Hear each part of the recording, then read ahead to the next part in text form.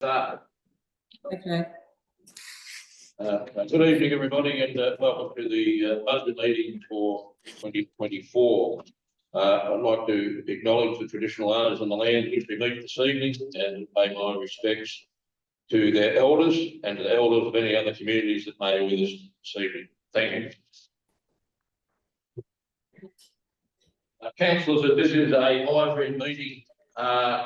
We need to be able to hear and see everybody. Councillor Warren, can you hear and see everybody? At this stage, Mayor, I can see and hear everybody. Councillor Mill, can you hear and see everybody? I can at this stage hear and see everybody, although it's a bit patchy. Sounds very, very patchy, Councillor Mill. Councillor Simpson, can you hear and see everybody? Yep. You're on mute, Councillor Simpson. Yes. Thank Yes, you. I can currently hear and Right, see everybody. on mute. Thank you. And Councillor Hogan, can you hear and see everybody? Yes, I can now. Thank you for your patience. Excuse me, Mayor, before we proceed, I would like to confirm that I can hear Councillor Milne. When you did the test before, I heard nothing from Councillor Milne, so I want to be comfortable, as per our protocol, that I'm able to hear if he has anything to say. Councillor Milne, can you speak again, please?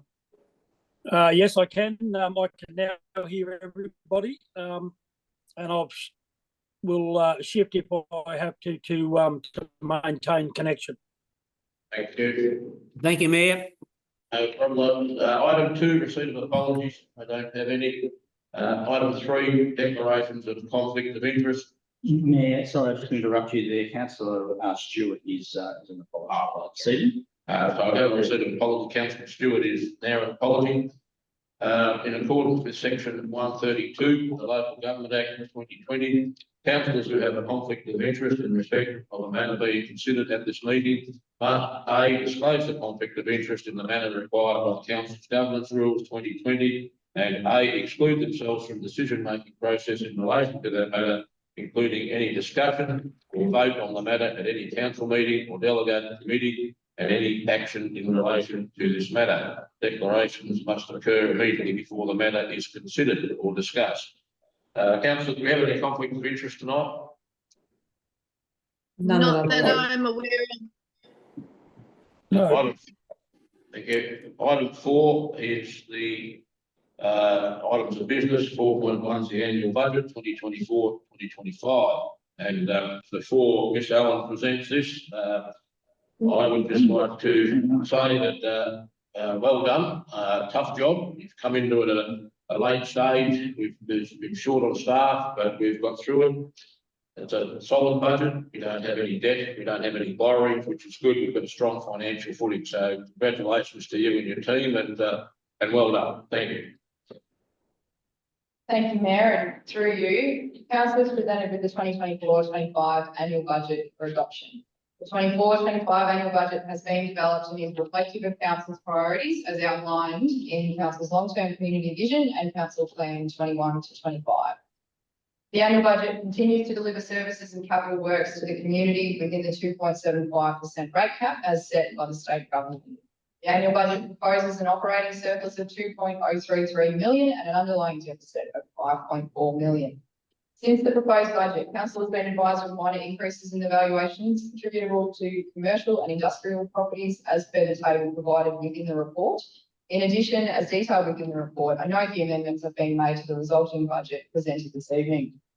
Budget submissions were heard and considered by Council at the special meeting held on Wednesday the 19th of June, and we note the recommendation within the report that there is no change to the proposed budget as a result. Community engagement was undertaken on the draft 24-25 annual budget, which commenced on Tuesday the 21st of May and concluded on Tuesday the 11th of June 2024. In its preparation, presentation and consideration of the 24-25 annual budget, Council has complied with all the relevant requirements of the Local Government Act 2020, the Local Government Act 1989 and the Local Government Planning and Reporting Regulations 2014. Mayor, this evening we present the 24-25 annual budget for adoption. Thank you, Michelle. Councillors, we have a recommendation before us that council, having complied with its obligations under the Local Government Act, that adopt this budget. I'll take the recommendation as read, as it's quite a lengthy one, and I'll looking for a mover and seconder, please, for the adoption of the budget. Councillor Pollard, a seconder, please. I'm happy to second that. Councillor Hogan. I'll now open it up for discussion. Councillor Pollard, do you have first right? No, I'd just like to congratulate the staff on preparing the budget under difficult circumstances. And thanks very much for having it prepared and ready for adoption before the end of June. Councillor Hogan.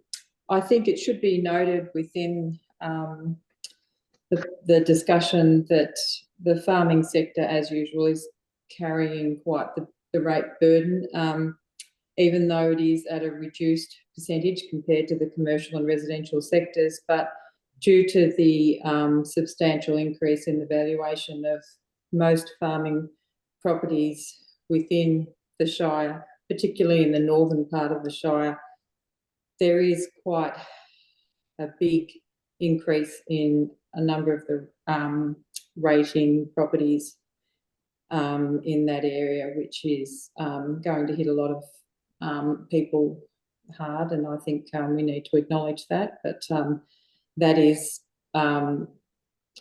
due in nearly all part to the higher valuations of these properties now. Any other councillor wish to speak? Thank you, Mayor. And Thank you. Whilst I hear the responses from other councillors, I don't share their endorsement of the budget for 24-25, and from a number of perspectives. And I'll go back probably 12 months ago, when in this very chamber we adopted the 23-24 budget. At that time, and as a follow-up from those discussions of the budget, council and councillors asked for an earlier start to the budget discussions.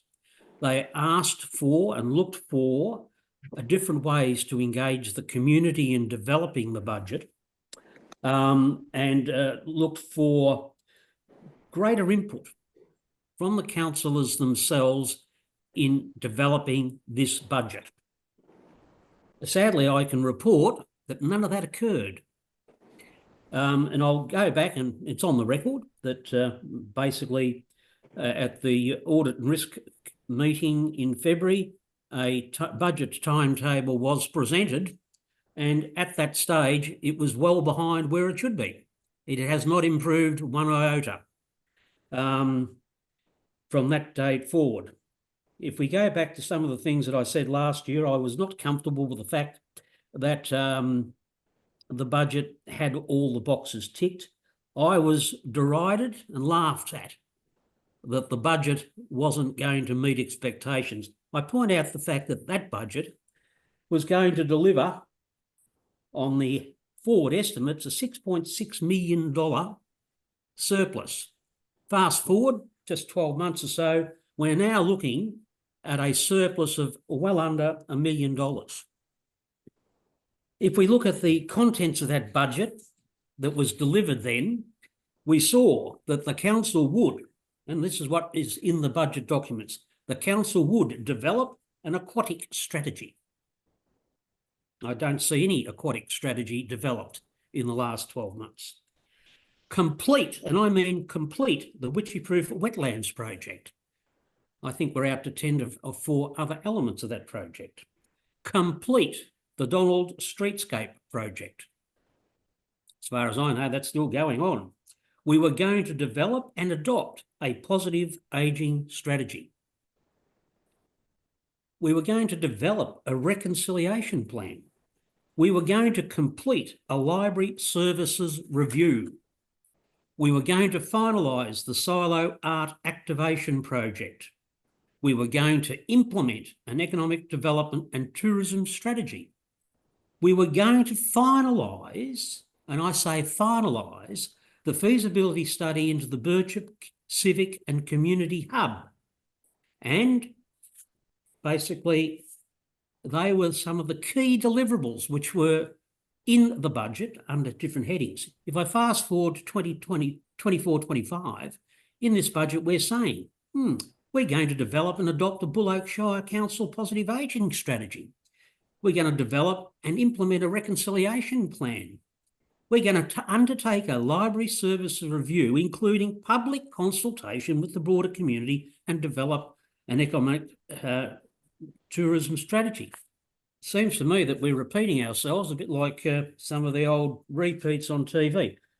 And that brings me to various concerns about this.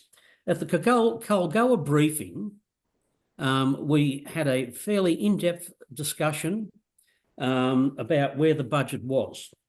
Dean Slade from Audit and Risk joined us for that and gave us some insights from their perspective as to what was occurring in the budget.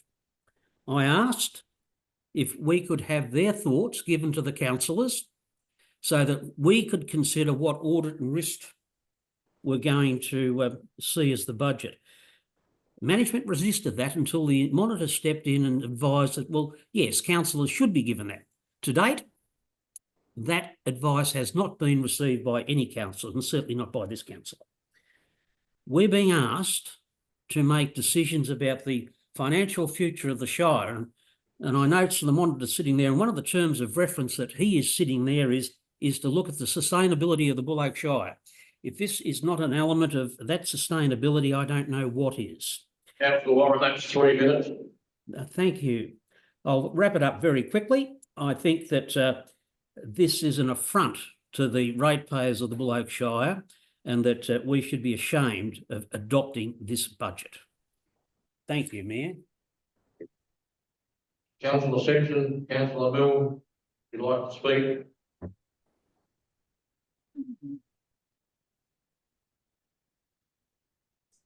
Yeah, thank you, Mr. Mayor. I'll go and let Bronwyn gather her thoughts.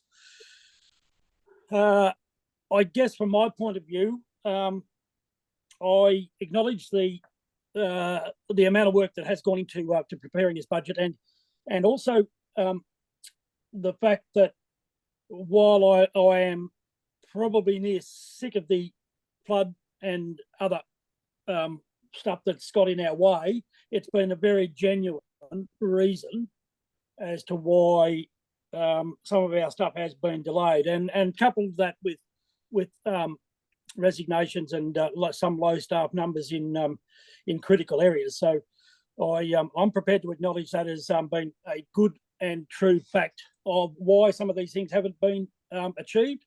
But I am concerned, and I guess with the lateness of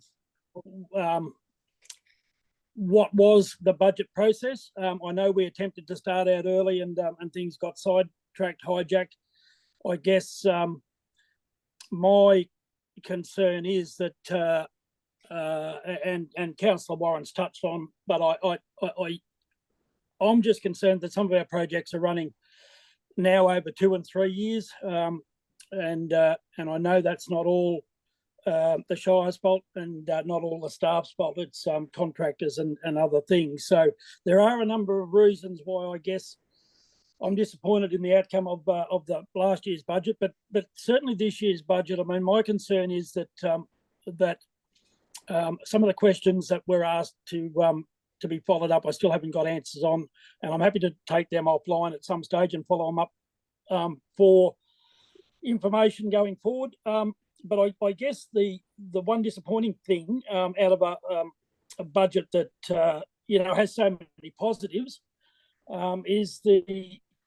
is the input on from councillors and the community of things that we've been asking for 2 or 3 years. Now they may well be inoperational, and we won't know that until they come up. But certainly there was a couple of things that I pushed, and I don't know whether they're in the budget or not. just can't find them. So, but look, I am excited by so disappointed because there's so many things that are still carrying on, and for the reasons that I've given, and I guess with a brand new team sitting at the helm, pretty much, we can only I won't say hope. We can only applaud the work that has been done and acknowledge that there's still a lot that we haven't done. And I guess that this budget needs to be a stepping stone forward with the way that things with the knowledge of things that need to change and the necessity to start the budget process very, very early. Thank you, Mr. Mayor. Thank you, Councillor Milne. Councillor Simpson? Thank you, Mayor. I would like to say that I look forward to this budget being implemented. I acknowledge and including the comments of the Audit and Risk Committee that we do need to put into practice some of the reports that need to be done that are still hanging over from last year. And I am hopeful that with a new and growing senior leadership team and support staff that we will have a positive progress through this year's budget. I applaud the staff in getting this budget together when we started the year without the team that we needed to do that. And I am happy to endorse this budget. Thank you, Councillor Simpson. Councillor Pollard, right of reply. I'd just like to re-endorse my thing and thank the staff for preparing this budget. With the capital works, I believe it's up to us as councillors to support the staff in achieving some of these goals and not just ridiculing them, because I believe they do a fantastic job in trying to get things over the line. It's important that we have a budget for the start of June so as the new capital works projects can get organised on the 1st of July, and that I believe is extremely important, so we can't get behind on the capital works list. So I'd like to thank everyone for putting it together. Congratulations, and hope we have a positive outcome to continue with the next 12 months of council. Here. Councillors, I'll put that to the vote. That all those in favour of adopting the budget? Brian, I'll go ahead, you got a hand in that. Those against? That is adopted and carried. Thank you. And that's the only item of business I have tonight. I will declare the meeting closed, and the next meeting of the council will be at the Winchie Supper Room on the 10th of July at 7 p.m. Thank you for your attendance and your comments and input, and we will see you at the next briefing. Thank you. Thank you, Mayor. Thank you, councillors. Thank you. Good night.